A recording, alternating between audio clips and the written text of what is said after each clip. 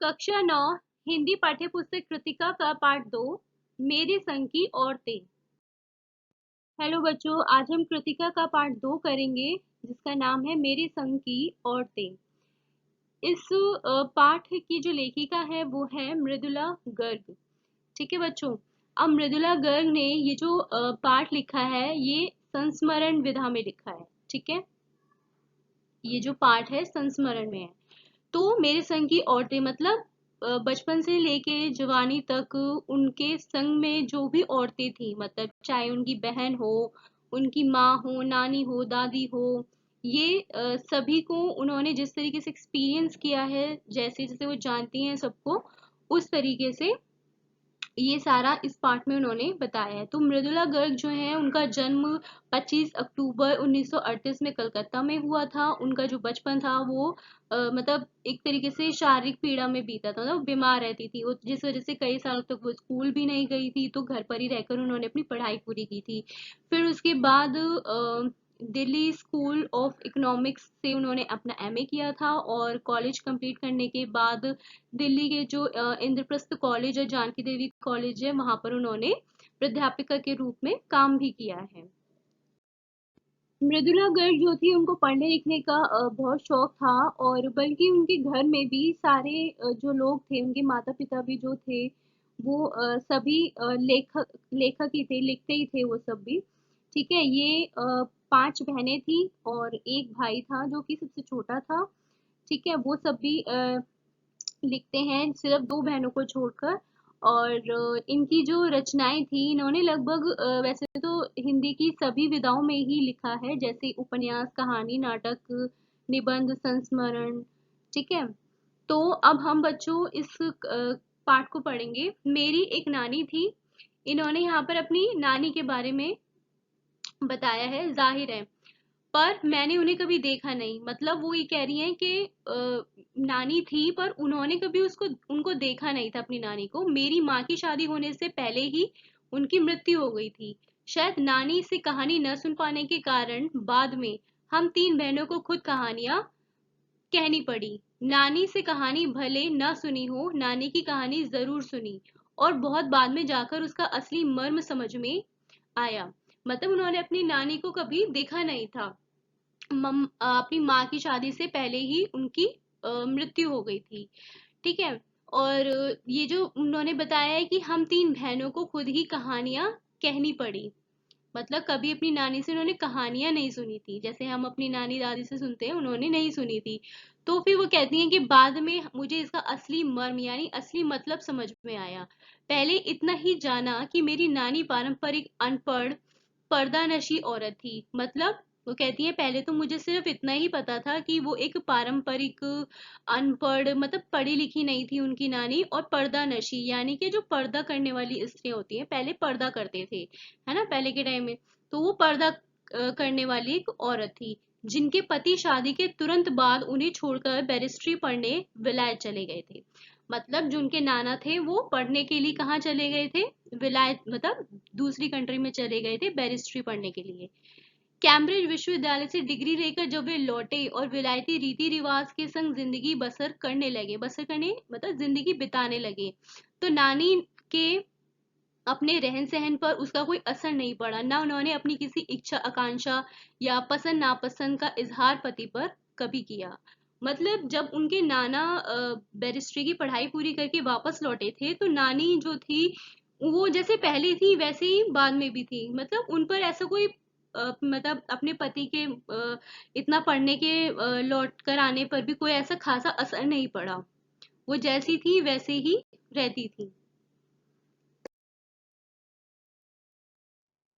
पर जब कम उम्र में नानी ने खुद को मौत के करीब पाया, अब उनकी नानी के बारे में वो बता रही है लेखिका कि जो उनकी नानी थी, जब उनकी मृत्यु हुई थी तो वो थोड़ी कम उम्र की थी।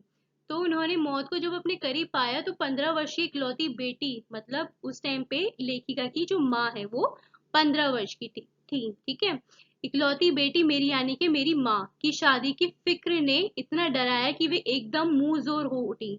मुंह जोर यानी कि बहुत बोलने वाली, बहुत बोलने लगी। मतलब उनकी जो नानी थी वो बीमार थी बहुत उस टाइम पे। तो उनकी जो बेटी थी, यानी कि लेखिका की जो माँ थी, वो उनके बारे में चिंता करने लगी कि मेरी बेटी की अभी शादी नहीं हुई है ना। तो इस तरीके से वो बहुत ज्यादा मतलब होता है ना, घबराहट में, परेशानी में हम बोलने लग जाते हैं।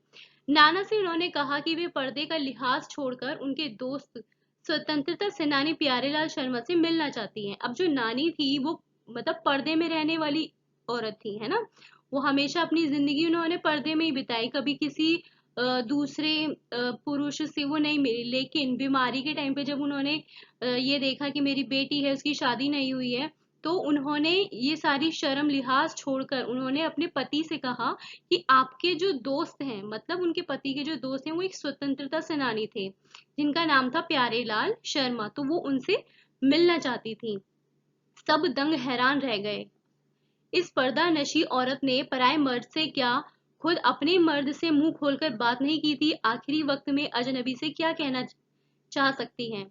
अब सब हैरान थे कि आज तक तो वो किसी से नहीं मिली, तो अब वो किसी मतलब किसी अनजान पुरुष से कैसे मिलना चाहती है और क्या काम है इनको। पर नाना ने वक्त की कमी और मौके की नजाकत की लाज रखी। सवाल जवाब में वक्त बर्बाद करने के बजाय फौरन जाकर दोस्त को लिवा लाए और बीबी के हुजूर में पेश कर दिया। लिवा लाए यानी ले आए। अब जो नाना थे वो ये सोचने लगे कि भाई वो तो उनकी पत्नी बीमार है, तो इस टाइम पर तो सवाल जवाब नहीं किया जा सकता। तो वो अपने दोस्त को जाकर ले आए और बीवी के मतलब बीवी के सामने लाकर उनको खड़ा कर दिया। अब जो नानी ने कहा वह और भी हैरत अंगेज था। हैरत अंगेज यानी मतलब चौंकाने वाला। उन्होंने कहा, वचन दीजिए कि मेरी लड़की के लिए वर आप तय करेंगे। अब नानी ने क्या कहा था अपने पति के मित्र से कि मेरी बेटी के लिए यानी लेखिका की माँ के लिए मतलब जो वर है, जो लड़का है, वो आप ढूंढेंगे। मेरे पति तो साहब हैं और मैं नहीं चाहती मेरी बेटी की शादी साहबों के फरमा फरमाबरदार से हो, यानी आज्ञाकारी।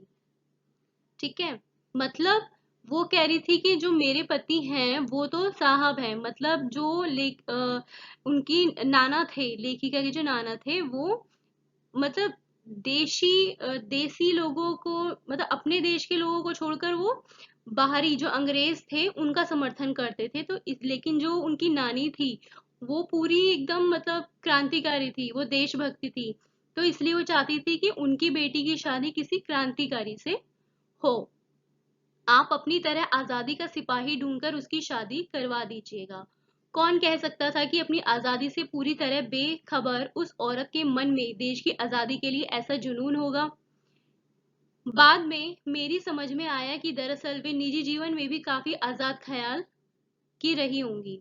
मतलब लेखिका यहाँ पर बता रही है कि इतना होने पर भी मतलब वो चाहती थी इतनी बीमारी में भी कि वो मतलब एक स्वतंत्रता सेनानी से ही अपनी बेटी की शादी करवाएं।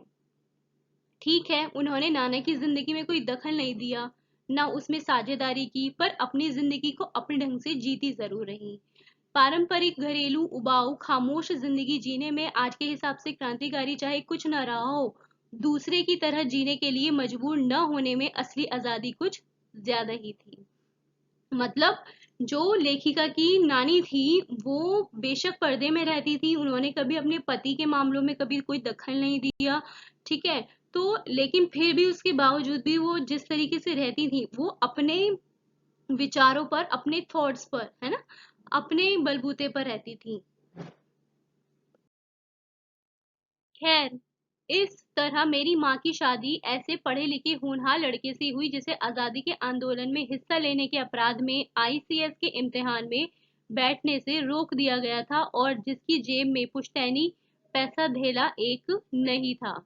अब वो कहती हैं कि फाइनली उनकी जो माँ थी लेखिका की, उनकी शादी एक पढ़े लिखे होनहार लड़के से हो गई थी जो कि एक क्रांतिकारी भी था, और आजादी के आंदोलन में उन्होंने मतलब उनके जो पिता है उन्होंने हिस्सा लिया था, और उस अपराध में उन्हें आईसीएस का जो एग्जाम था वो देने से रोक दिया गया था, और उनकी जेब में कोई पैसा धेला भी नहीं था।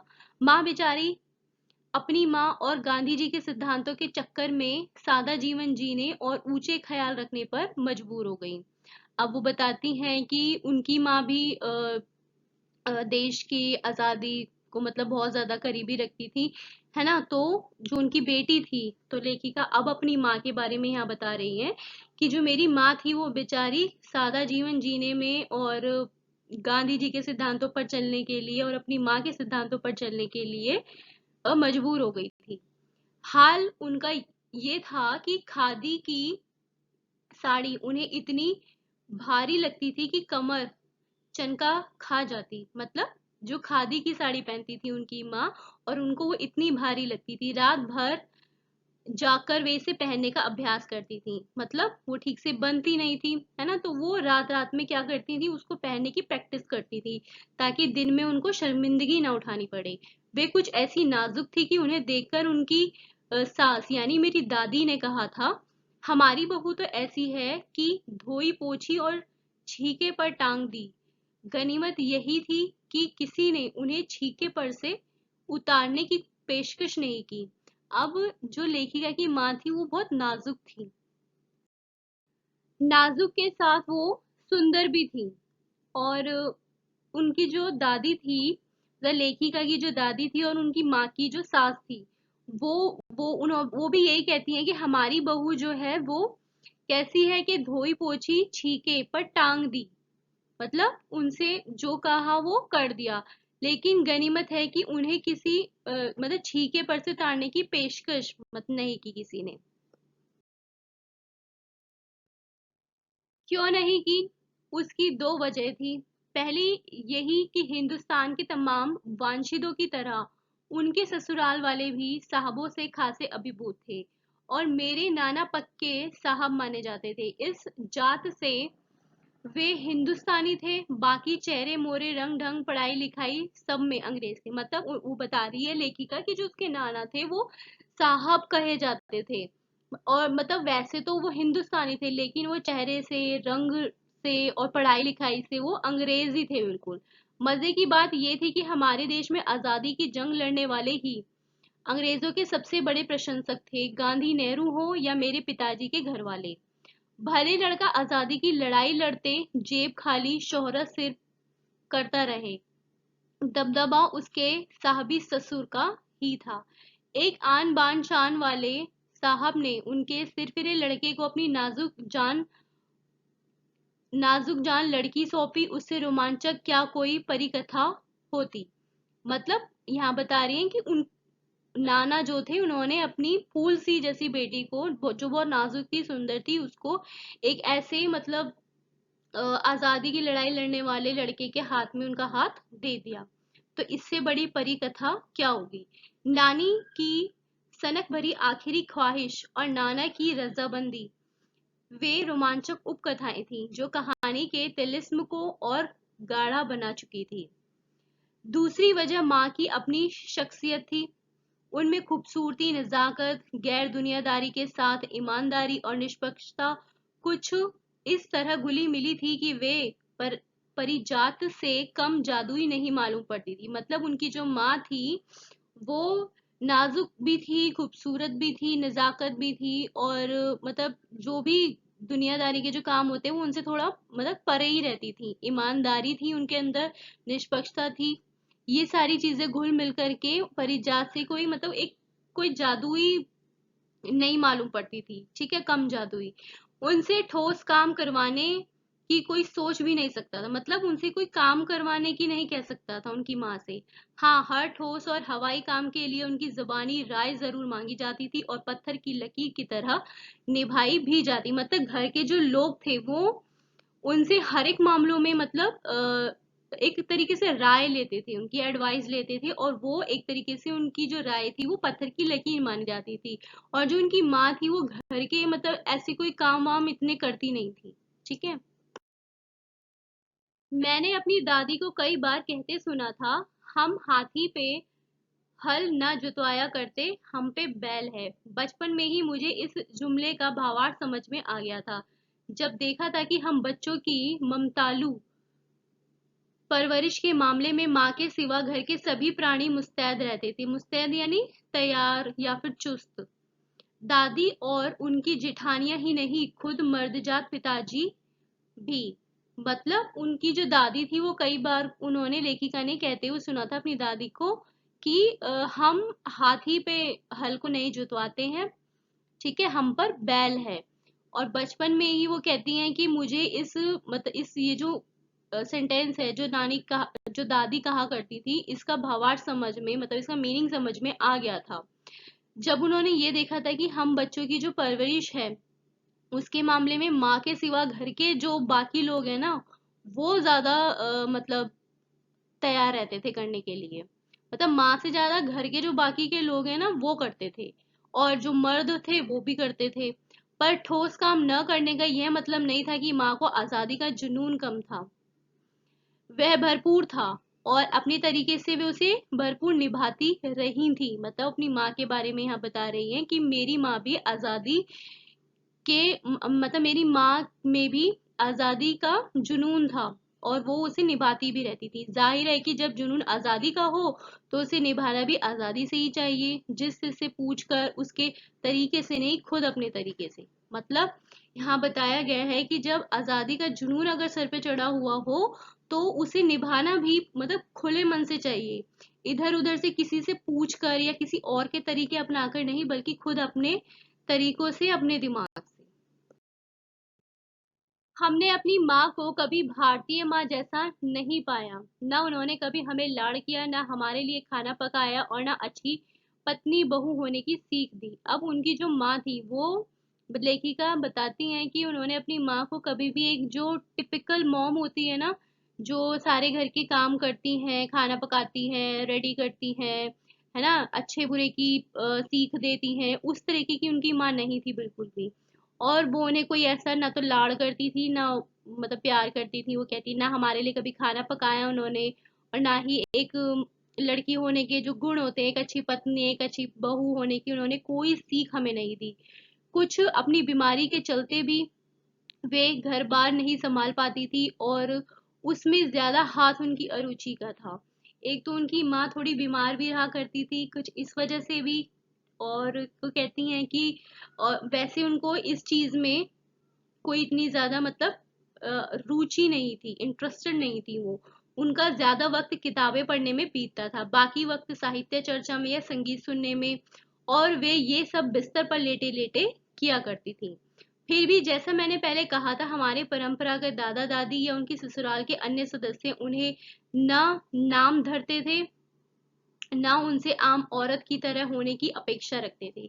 मतलब मेरी माँ के जो ससुराल वाले थे, दादा दादी के अलावा घर के जो और बाकी लोग थे, वो उनसे कभी भी औरत की तरह होने के लिए, मतलब कि हाँ भाई घर का काम करो, तुम ऐसे क्यों बैठी हो, तुम पढ़ क्यों रही हो, है ना, क्या तुम खाना ही पकाओ, ऐसा कुछ भी करने के लिए नहीं कहते थे। उनमें सबकी इतनी श्रद्धा क्यों थी, जबकि वह पत्नी माँ बहू के किसी प्रचारित कर्तव्य का पालन नहीं करती थी। अब लेखिका का यहाँ पे सवाल ये है कि वो उनकी जो माँ थी लेखिका की, वो कोई ऐसा काम तो नहीं करती थी, ना पत्नी होने का, ना माँ का, ना बहू होने का, पर फिर भी वो घर के लोगों में इतनी ज्यादा मतलब प्रचलित क्यों थी, मतलब सब उनसे ही पूछ पाछ के सारे काम क्यों करते थे। साहबी खानदान के रौब के अलावा मेरी समझ में दो कारण आए। पहला, वे कभी झूठ नहीं बोलती थी, और दूसरा, वे एक गोपनीय बात को दूसरे पर जाहिर नहीं होने देती थी। मतलब जैसे होता है ना, हम अगर किसी को सीक्रेट बताएं, किसी और दूसरे इंसान को, तो वो दूसरे इंसान किसी और तीसरे से शेयर ना करे। मेरी माँ में ये खूबी थी, वो किसी से कुछ कहती नहीं थी और ना झूठ कहती थी। पहले के कारण उन्हें घर वालों का आदर मिला हुआ था, दूसरे के कारण बाहर वालों की दोस्ती। दोस्त वे हमारी भी थी। माँ की भूमिका हमारे पिता बखूबी निभा देते थे। मुझे याद है बचपन में भी हमारे घर में किसी की चिट्ठी आने पर कोई उससे ये नहीं पूछता था कि उसमें क्या लिखा है, भले वह एक बहन की दूसरी के नाम क्यों ना हो, और माँ यह जानने को बेहाल हो कि बीमारी से वह उभरी या नहीं। छोटे से घर में 6 बच्चों के साथ सास ससुर आदि के रहते हुए भी हर व्यक्ति को अपना निजत्व बनाए रखने की छूट थी। इसी निजत्व बनाए रखने की छूट का फायदा उठाकर हम 3 बहनें और छोटा भाई लेखन के हवाले हो गए। अब जो माँ थी उनकी, वो अपने में रहती थी, कई मतलब बीमार भी रहा करती थी, तो लेखिका यहाँ बता रही है कि हम जो 3 बहनें थी और जो छोटा भाई था, वो इसी कारण की वजह से किस में घुस गए, लेखन में, है ना। लीक से किसके, अपने पूर्वजों में माँ और नानी ही रही होती तो गनीमत रहती, पर अपनी एक परदादी भी थी। अब यहाँ आ गई है परदादी लेखिका की। ठीक है। अब परदादी कौन है, दादी की सास। ठीक है, जो कि लीक से खिसके, मतलब वो कभी, जिन्हें कतार से बाहर चलने का शौक था। मतलब एक होता है ना, जैसे अगर घर में 5 लोग हैं, 5 लोगों में 4 लोगों की जो राय है वो एक ही चीज पर है, लेकिन जो 5वां बंदा है उसकी जो राय है, उसके जो थॉट्स है वो अलग ही चलते हैं। तो उस तरह की उनकी जो परदादी थी वो थी। उन्होंने व्रत ले रखा था कि अगर खुदा के फजल से उनके पास कभी 2 से ज्यादा धोतियां हो जाएंगी तो वे तीसरी को दान दे देंगी। फजल यानी मतलब दया से, मतलब भगवान की दया से अगर उन्हें कभी 2 धोतियां मिली, यानी 2 साड़ियां मिल जाएंगी, तो वो जो तीसरी वाली होगी उसको वो दान में दे देंगी। जैन समाज में अपरिग्रह, अपरिग्रह यानी कि किसी से कुछ लेना नहीं है, ठीक है, की सनक बिरादरी बाहर हरकत नहीं मानी जाती, इसलिए वहां तक तो ठीक था। पर उनका असली जलवा तब देखने को मिला जब मेरी माँ पहली बार गर्भवती हुई। मेरी परदादी ने मंदिर में जाकर मन्नत मांगी कि उनकी पतोहू का पहला बच्चा लड़की हो। अब उनकी जो परदादी थी, उन्होंने मंदिर में जाके क्या मन्नत मांगी थी कि उन, मतलब जो पतोहू है, मतलब जो उनकी लेखिका की माँ है, उनको पहला बच्चा लड़की हो। यह गैर रवायती मन्नत मांगकर ही उन्हें चैन नहीं पड़ा। उसे भगवान और अपने बीच पोशीदा रखने के बजाय सरेआम उसका ऐलान कर दिया। अब उन्होंने इस तरह की अजीब सी मन्नत तो मांगी भगवान से, पर इसे अपने मन में रखने के बजाय उन्होंने ये सरेआम ढिंडोरा पीट दिया। लोगों के मुंह खुले के खुले रह गए, उनके फितूर की कोई वाजिब वजह ढूंढे न मिली। यह भी नहीं कह सकते थे कि खानदान में पुष्टों से कन्या पैदा नहीं हुई थी, इसलिए माँ जी बेचारी कन्यादान के पुण्य के अभाव को पूरा करने के चक्कर में थी। अब क्या हुआ था कि उस परिवार में, मतलब काफी टाइम से, मतलब कुछ मतलब कई सालों से, कई पुश्तों से लड़की पैदा नहीं हुई थी। तो उनके मन, उनकी जो मतलब परदादी थी, वो उनके मन में थोड़ा ऐसा था कि वो एक कन्या, मतलब एक बेटी चाहती थी जिसका वो मतलब कन्यादान करना चाहती थी, लेकिन वो सौभाग्य उनको मिला नहीं। तो उनका बड़ा मन था कि जो उनकी पतोहू है, बहू है, उन उसको पहला बच्चा लड़की हो। क्योंकि पिताजी की ही नहीं, दादाजी की भी बहनें मौजूद थी। हाँ, पहला बच्चा हर बहू का बेटा होता रहा था। खैर, मांझी ने अपनी तरफ से कोई सफाई नहीं दी, बल्कि बदस्तूर मंदिर जाकर मन्नत दोहराती रही। बदस्तूर यानी कि नियम से, मतलब कंटिन्यूसली डे बाय डे रोजाना वो मंदिर में जाके यही मन्नत मांगा करती थी। पूरा नकुड़ गांव जानता था कि मांझी का भगवान के साथ सीधा सीधा तार जुड़ा हुआ है, बेतार का तार। इधर वह तार खींचती, उधर टन से तथास्तु बजता। मेरी दादी तो पहली मर्तबा में ही तैयार हो गई थी कि गोद में खेलेगी तो सिर्फ पोती। पर माँ जी की आरजू किस कदर रंग लाएगी उसका उन्हें भी गमान न रहा होगा। मतलब वो जिस तरीके से, इतनी शिद्दत से जो मांग रही थी, उनको वो किस रिजल्ट में, मतलब क्या फल मिलेगा उनको, ये वो खुद भी नहीं जानती थी। लड़की की गैर वाजिब जुस्तजू सुन भगवान कुछ ऐसी अफरा तफरी में आ गए कि एक न दो, पूरी 5 कन्याएं एक के बाद एक धरती पर उतार दी। अब देखो यहाँ पे हुआ क्या। अब वो जो परदादी थी लेखिका की, वो जितनी शिद्दत से मांग रही थी, ठीक है, अपनी मन्नत को, अब क्या करा भगवान भी भाई कंफ्यूज हो गए, क्या करे। अब उन्होंने भी एक नहीं, दो नहीं, पूरी की पूरी 5 कन्याएं धरती पर भेज दी उनके घर में। भगवान को क्या कहे, माजी के सामने तो नामी चोर भी अफरा तफरी में आ जाते थे। माजी और नामी चोर का किस्सा होश संभालने के बाद मैंने कई बार सुना था। चोर के दीदार की खुशनसीबी भी हाथ आई थी। हुआ यूं था कि किसी शादी के सिलसिले में नकुड़ की हवेली के तमाम मर्द बारात में दूसरे गांव गए हुए थे। अब यहाँ पे एक किस्सा बताया गया है परदादी का और किसी चोर का। ठीक है, कि जो नकुड़ गांव है, उसकी जो हवेली है, वहां के जो जितने भी पुरुष लोग थे, वो बारात में गए हुए थे किसी दूसरे गांव में। औरतें सज धज कर क्या कर रही थी, रत जगह। रत जगह क्या होता है, जब जिसे आपने भी देखा होगा बच्चों, जब घर में शादी होती है तो शादी से पहले के जो दिन होते हैं उसमें संगीत होता है रात भर, है ना, जगा जाता है, नाच गाने होते हैं, एक्ट होता है, तो उसे रत जगह कहा जाता है। नाच गाने और ढोलक की थाप के शोर में नामी चोर कब सेंध लगाकर हवेली में घुसा, किसी को खबर भी नहीं हुई। पर चोर था बदकिस्मत, जिस कमरे में घुसा उसमें माँ जी ही सोई हुई थी। अब वो जो चोर था भैया, उसको भी नहीं पता था कि वो किसके कमरे में घुस रहे, वो तो माँ जी के उसमें घुस गया। औरतों के शोर से बचने को वे अपना कमरा छोड़ दूसरे में जा सोई थी, क्योंकि चोर बेचारा तमाम जुग्राफिया दिमाग में बिठाकर उतरा था। उसे क्या पता था कि इतनी बड़ी बूढ़ी पुरखिन जगह बदल लेगी। खैर, बुढ़ापे की नींद ठहरी चोर के दबे पांव की आहट से ही खुल गई। अब चोर तो यूं सोच रहा था कि भाई इतनी बूढ़ी हैं तो उनकी तो भैया आंख खुलेगी नहीं, है ना, गहरी नींद में होंगी। लेकिन क्या हुआ, जैसे ही वो घुसता है तो वो पैरों की आहट से उनकी आंख खुल जाती है। अब जब आँख खुलती है तो कहती है, कौन? माँ जी ने इत्मीनान से पूछा। वो कहता है, जी मैं। चोर ने युगों से चोर ने युगों से चला आ रहा पारंपरिक असंगत जवाब दिया। पानी पिला माँ। तो वो माँ जी कहती है कि पानी पिला। वो तो सोची है कि होगा कोई ऐसे ही शादी वाला घर है, तो वो कहता है जी। तो चोर कहता है, जी मैं। तब तब तक माँ जी बिस्तर के बराबर में टटोलकर देख चुकी थी, लोटा खाली था। ऐसा कर उन्होंने कहा, ये लोटा ले और कुएं से पानी भर ला, पर देख कपड़ा कस कर बांधे रखियो और तरीके से छानियो। चोर घबरा गया। अंधेरे में इन्होंने कैसे जाना कि उसके मुंह पर कपड़ा बंधा है और कमर में भांग।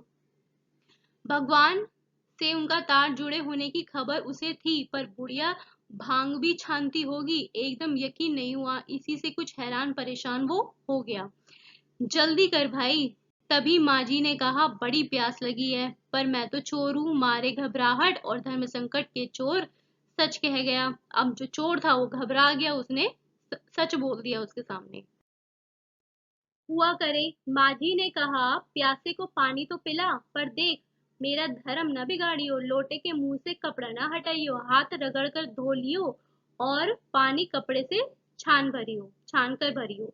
आप चोर के हाथ का पानी लोगी, पी लोगी? कहा ना, रगड़ कर धो लियो। सब नाच गाने में लगे हैं, तेरे और भगवान के सिवा कौन धरा है जो पिलाएगा? अब जो चोर था भाई, उसको भी कुछ समझ नहीं आ रहा था कि ये हो क्या रहा है। वो भी बार बार पूछ रहा था कि आप चोर के हाथ से पी लोगी? भगवान वही कहीं उसके बराबर में धरे हैं, सुनकर चोर कुछ ऐसा अकबकाया, अकबकाया नहीं, मतलब घबरा गया वो, कि लोटा उठाकर वहां से वो चल दिया। पूरी एहतियात के साथ पानी भरकर लौटा तो पहरेदार ने धर दबोचा, कुएं पर देख लिया गया था। अब क्या हुआ, जैसे ही वो पानी भरने गया, मतलब पानी भरकर वो लौट रहा था, तो पहरेदार ने उसको देख लिया और उसको वहां पकड़ लिया। तब माजी ने लोटे का आधा पानी खुद पीकर बाकी चोर को पिला दिया और कहा, एक लोटे से पानी पीकर हम माँ बेटे हुए। अब बेटा चाहे तो तू चोरी कर, चाहे खेती कर। अब उस बुढ़िया ने क्या करा कि उसने उसको पानी पिलाया। पानी पिला करके उसने कहा चोर से कि भाई अब तो हम माँ बेटे हो गए। अब बेटा तू देख, तू तेरे को चोरी करनी है कि खेती करनी है ना, सही रास्ते पर रहना है या गलत ही कुछ काम करना है? बेटा बेचारा किस लायक रह गया होगा, सो रोमांचक धंधा छोड़ खेती से वो लग गया। मतलब उसकी बात उसको ऐसी छू गई कि उसने ये काम चोरी का छोड़ दिया और वो खेती करने लगे। सालों साल लगा रहा। जब मैंने उसे देखा तो बड़ा भला मानुस बूढ़ा लगा मुझे, डरा डरा हैरान सा। अब खानदानी विरासत कहिए या जीवाणुओं का प्रकोप, उन दो सन की बुढ़ियों के बीच मैं अच्छी फंसी। एक तरफ माँ जी के चलते अपने लड़की होने पर कोई हीन भावना मन में नहीं उपजी, दूसरी तरफ नानी के चलते देश की आजादी को लेकर नाहक रोमानी ही रही।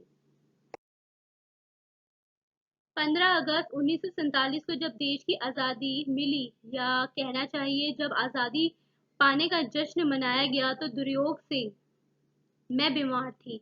उन दिनों टाइफाइड खासा जानलेवा रोग माना जाता था। अब जब ये आजादी का जश्न का टाइम चल रहा था, तब लेखिका यहाँ बताती हैं कि उस टाइम पर उनको टाइफाइड हो गया था और वो उस टाइम पे बीमार थी। इसलिए मेरे तमाम रोने धोने के बावजूद डॉक्टर ने मुझे कहा नहीं जाने दिया, इंडिया गेट जाकर जश्न में शिरकत करने की इजाजत नहीं दी, मतलब जश्न में हिस्सा लेने के लिए मना कर दिया। क्योंकि डॉक्टर अपने नाना के परम मित्र थे। अब जो डॉक्टर थे वो भी उनके नाना के दोस्त थे। उनसे ज्यादा नाना थे, इसलिए हमारे पिताजी, जो बात बात पर सत्ताधारियों से लड़ते भिड़ते फिरते थे, चुप्पी साध गए। मैं बदस्तूर रोती कलपती रही। क्या कोई बच्चा इकलौती गुड़िया के टूट जाने पर रोया होगा?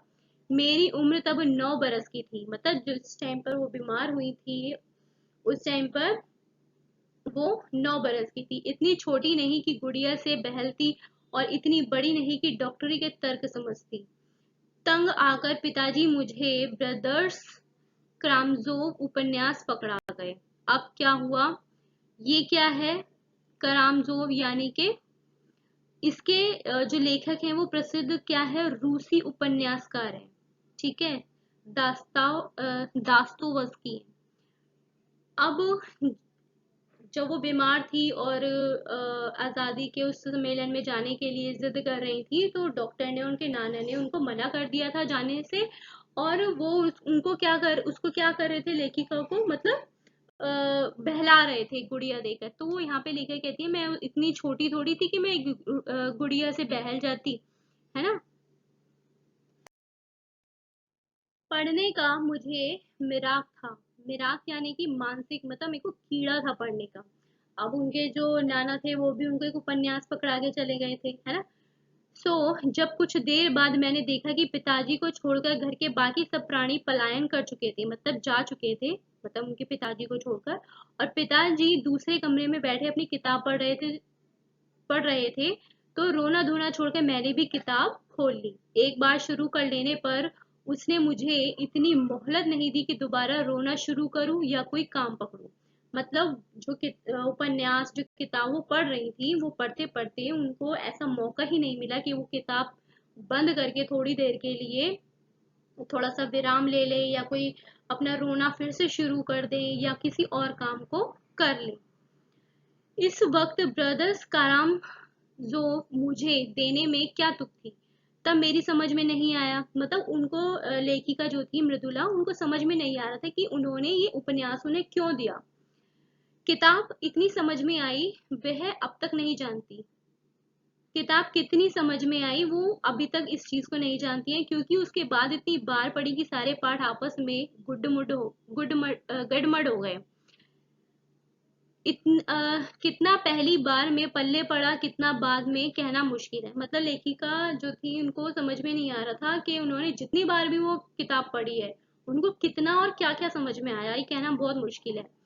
पर इतना विश्वास के साथ कह सकती हूँ कि उसका एक अध्याय जो बच्चों पर होने वाले अनाचार अत्याचार पर था, मुझे पहली बार में ही लगभग कंठस्थ हो गया था। मतलब उसमें एक टॉपिक ऐसा था कि जिसमें बच्चों पर अत्याचार था, तो वो उनके, मतलब लगभग उनको, उनके दिल को छू गया था। उम्र के हर पड़ाव पर वे मेरे साथ रहा और मेरे लेखन के एक महत्वपूर्ण भाव को प्रभावित करता रहा। मतलब यहाँ लेखिका बता रही है कि उस टाइम का पढ़ा हुआ उनका वो एक छोटा सा अंश बच्चों के ऊपर अत्याचार का, उनके जो संपूर्ण उनका, मतलब जो लेखकीय जीवन है, उसमें उन्होंने एक हिस्सा बना लिया।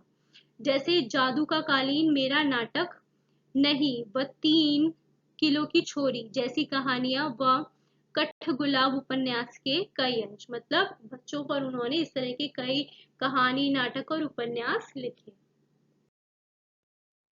माजी की मन्नत का असर रहा होगा कि मैं ही नहीं, मेरी चारों बहनें भी लड़की होने के नाते किसी हीन भावना का शिकार नहीं हुई। नानी माँ और परदादी की परंपरा बरकरार रखते हुए लीक पर चलने से भी इनकार किए रही।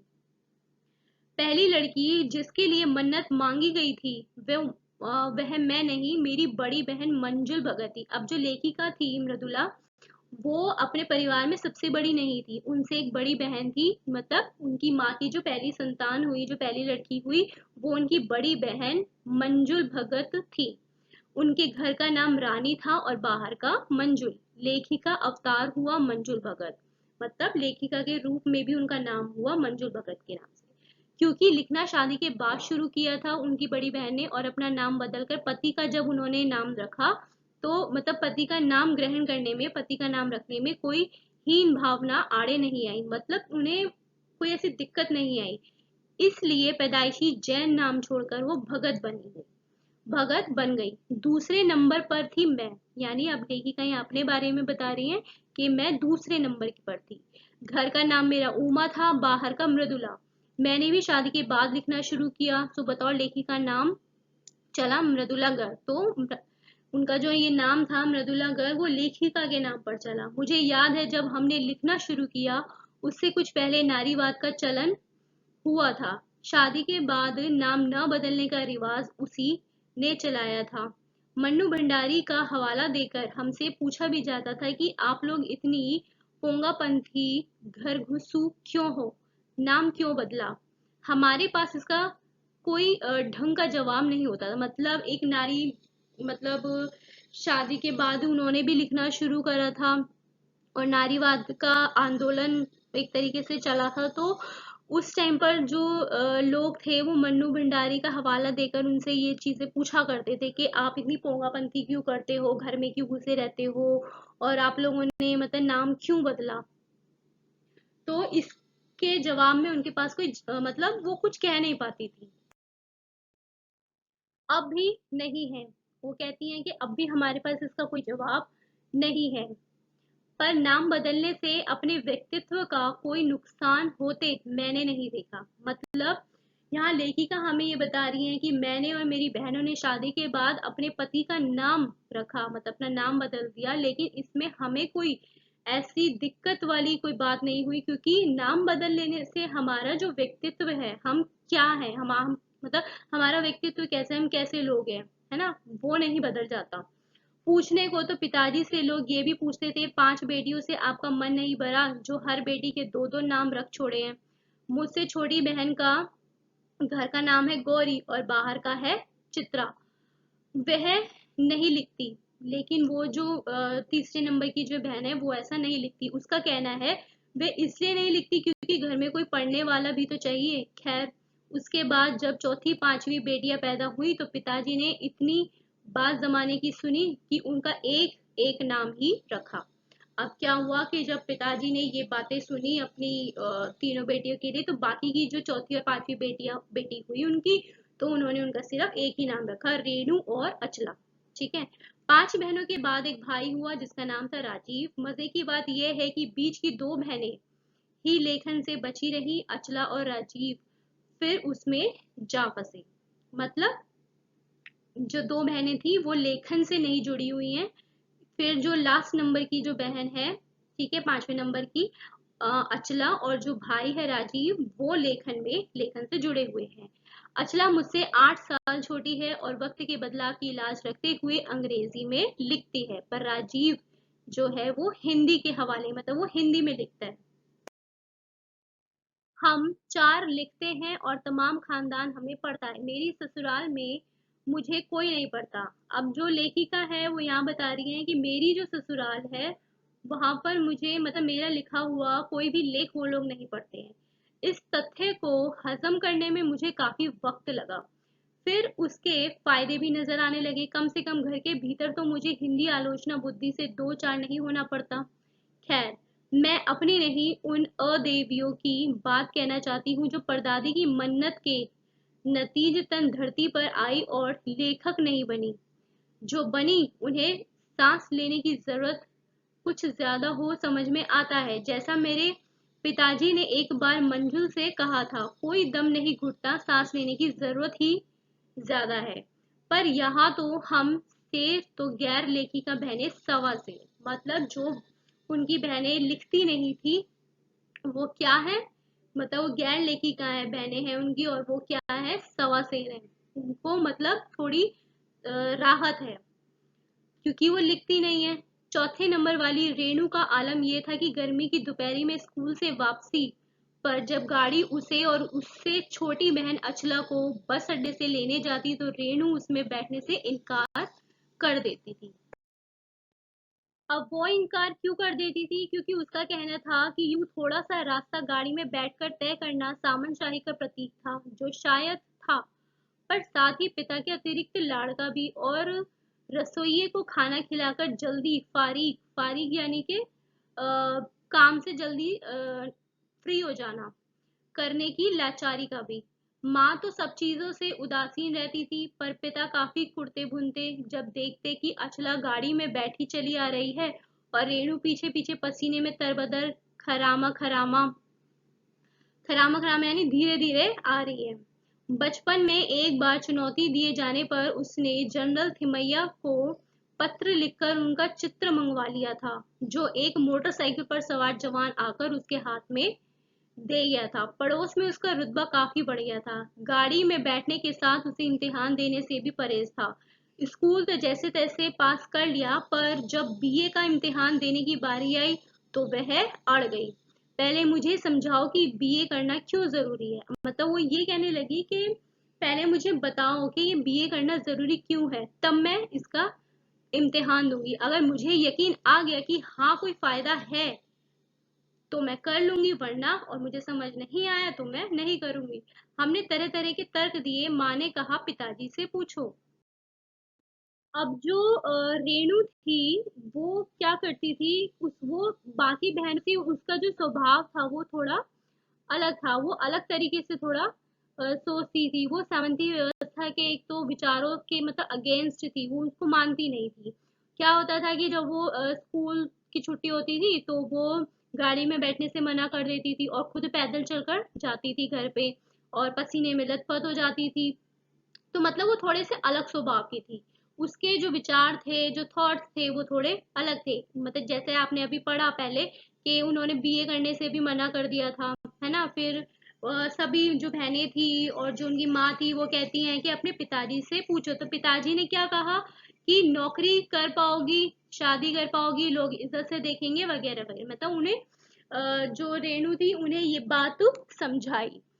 कोई तर्क विश्वसनीय नहीं लगा। अब मतलब जो रेणु थी उन्हें कुछ भी ऐसा इस बात में कोई ऐसा सच नहीं लगा, और रेणु रेणु को और न खुद उन्हें। आखिर उन्होंने उसी कुतर्क का सहारा लिया जो युगों से माँ बाप के काम आता रहा है। अब जब समझाने पर भी वो नहीं समझी तो लेखिका के जो पिताजी हैं उन्होंने क्या कहा कि बीए करो क्योंकि मैं कह रहा हूँ। रेणु ने बीए तो कर लिया फिर, लेकिन सिर्फ पिता की खुशी के लिए, यानी पास होने लायक नंबर लाकर ही वो क्लियर कर ली उन्होंने। सच बोलने में वह माँ से भी 2 कदम आगे थी। मतलब जो भी बात उनके मन में होती थी वो फटाक से कह देती थी, बिल्कुल एकदम शर्माना या कुछ हिचकिचाहट नहीं होती थी। गनीमत यह है कि आधा समय उसके सच सुनकर लोग सोचते हैं वह मजाक कर रही होगी, इसलिए बिना मेहनत वह लोगों को हंसाए रख लेती है। आज भी उसे कोई इत्र भेंट करता है तो वो कहती है नहीं चाहिए, मैं तो नहाती हूँ। मतलब कुछ इस तरीके के उनके ख्याल थे जो रेणु थी। अब जो तीसरे नंबर की बहन थी वो थी चित्रा। वो कॉलेज पढ़ने तो जाती थी, पर खुद पढ़ने से ज्यादा दिलचस्पी वो औरों को पढ़ाने में रखती थी, ठीक है। इसलिए इम्तिहान में उसके अंक कम और उसके जो और दूसरे लोग थे शागिर्द उनके ज्यादा आते थे। पर अपने यहाँ सब चलता था। उसकी शादी का वक्त आया तो उसने एक नजर में लड़का पसंद करके ऐलान कर दिया कि शादी करेगी तो उसी से। अब जो उनकी तीसरे नंबर की बहन थी चित्रा, वो उन्होंने किसी लड़के को पसंद कर रखा था। उन्होंने जब घर में बताया उस लड़के के बारे में और कहा कि मैं शादी करूंगी तो इसी से। मुश्किल ये थी कि हमारे माँ बाप ही नहीं, खुद लड़का भी उसके निर्णय से वाकिफ नहीं था। मतलब वो पसंद भी करती थी, शादी भी करना चाहती थी जिस लड़के को, लेकिन उस लड़के को ही नहीं पता था इस बारे में। पर उसका कहना था वह जो सोच लेती है वो करके रहती है, तो उसकी शादी उसी लड़के से फिर हो गई। कोई मुश्किल पेश नहीं आई। आती क्यों, उसने कहा मैंने पहली मुलाकात में ही उसे बता दिया था कि मैं जो सोच लेती हूँ वो होकर रहता है, तो उसने बात आगे खींची ही नहीं। पहली मुलाकात में ही हथियार डाल दिए। मतलब उस लड़के ने भी ज्यादा कुछ सोचा नहीं, फिर उसने भी शादी कर ली। हमें सबसे छोटी बहन अचला काफी दिनों तक कुछ कम खिसकी मालूम पड़ती रही।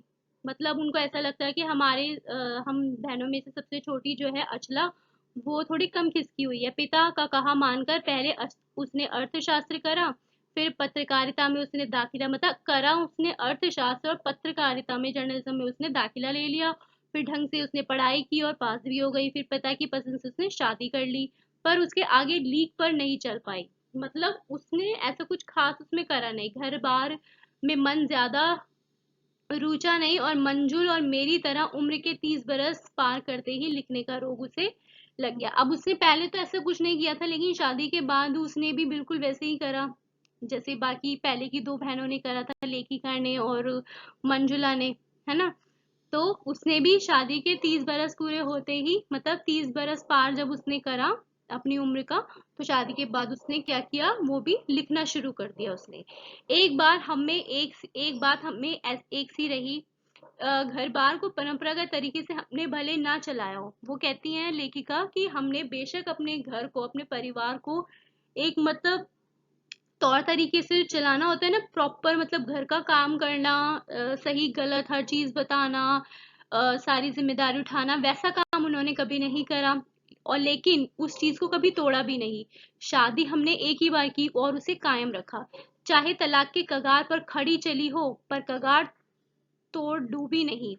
मतलब कई बार ऐसा हुआ कि मतलब उन बहनों की शादियों में कि तलाक के कगार पर शादी आ भी गई, लेकिन कभी उसे टूटने नहीं दिया। शायद इसलिए कि जैसा मैंने अपने पहले उपन्यास में लिख डाला था, हम सभी विश्वास करती रही होंगी कि मर्द बदलने से कोई प्रयोजन सिद्ध नहीं होता।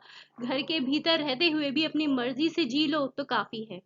मतलब बार बार एक के बाद एक शादी करने से कोई ऐसा फल नहीं मिलने वाला, है ना, कोई ढंग की बात नहीं है। लेकिन घर के अंदर रहकर भी अगर हम अपनी मर्जी से जीते हैं तो वो उतना काफी है हमारे लिए।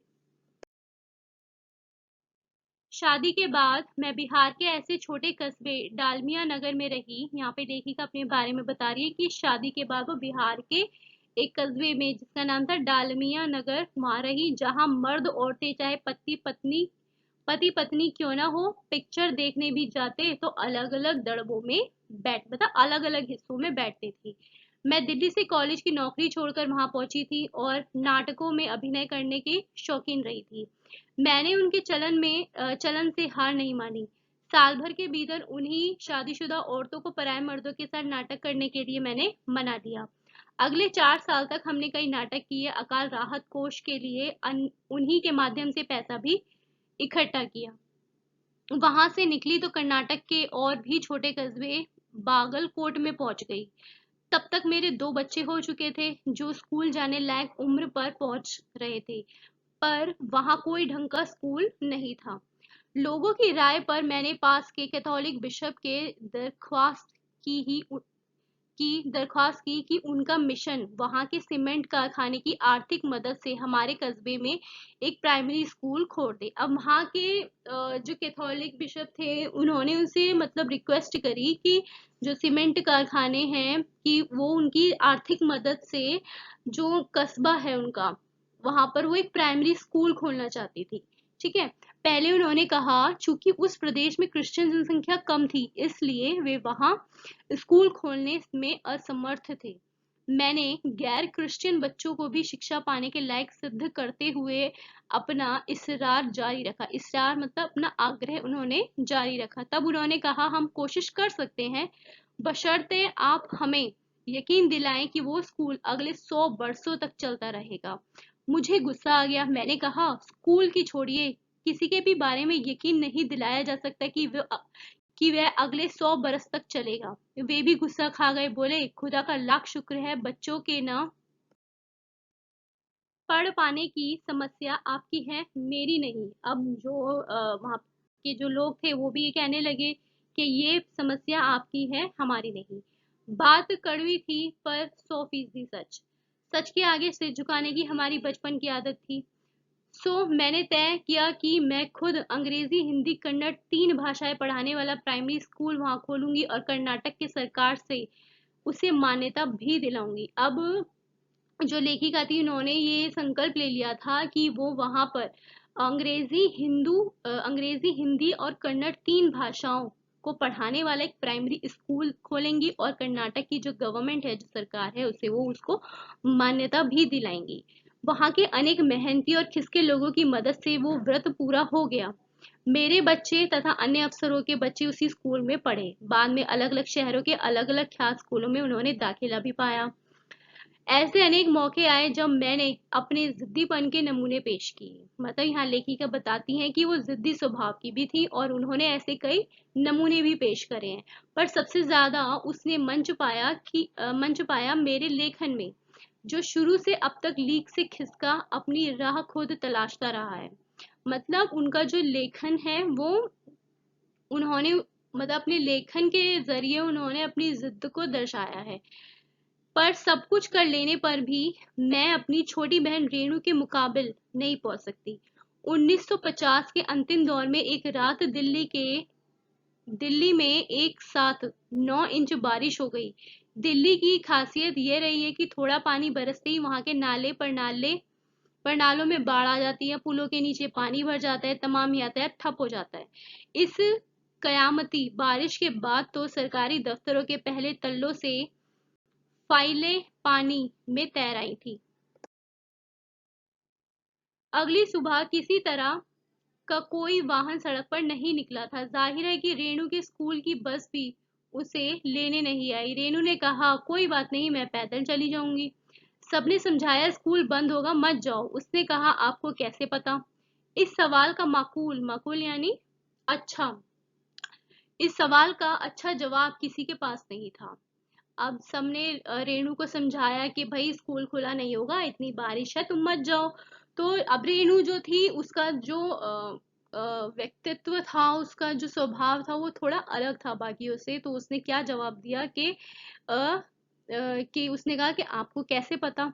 हमारे यहाँ फोन जरूर लगा हुआ था, स्कूल में भी रहा होगा, पर बारिश के चलते वो ठप पड़ा हुआ था। तो रेणु अकेली पैदल स्कूल चली गई। गनीमत यह थी कि बारिश एक मुश्त बरस लेने के बाद थम गई थी। सड़कों पर पानी था पर और बरस नहीं रहा था। तो रेणु 2 मील पैदल चलकर स्कूल पहुंची। जैसा हमने कहा था वह बंद था। चौकीदार रेणु को देख दंग रह गया, पर रेणु को कोई मलाल नहीं। मतलब रेणु ऐसी थी कि मतलब बहुत ज्यादा एक तरीके से मेहनती भी कह सकते हो, है ना? कि और वो जब स्कूल गई, उसने वहां स्कूल बंद देखा। तो जब गार्ड ने भी उसको, वहां चौकीदार ने देखा तो वो भी हैरान रह गया। लेकिन जो रेणु थी वो एक तो पैदल चल के गई। जैसे हम लोगों को भी कई बार हो जाता है ना कि हम किसी दूसरे की बात ना सुने बिना चले जाएं, तो इतनी मुश्किलों से खुद पैदल चल के, और फिर वो हमें वहां ना मिले तो हमें बड़ा अफसोस होता है, गुस्सा भी आता है। लेकिन रेणु को इस बात का कोई मलाल ही नहीं था, उसे कोई फर्क ही नहीं पड़ा। वह वापस 2 मील चलकर घर पहुंच गई। वो दोबारा से पैदल चलकर घर भी पहुंच गई फिर से। सबने कहा, हमने पहले ही कहा था। उसने कहा, स्कूल बंद था तो मैं वापस आ गई, इसमें आपका कहना कहाँ से आ गया? अब उसने क्या जवाब दिया लोगों को, घर के लोगों को, कि स्कूल बंद था तो मैं वापस आ गई, अब इसमें आप लोग क्या ही कहेंगे? और क्या ही कहा आपने।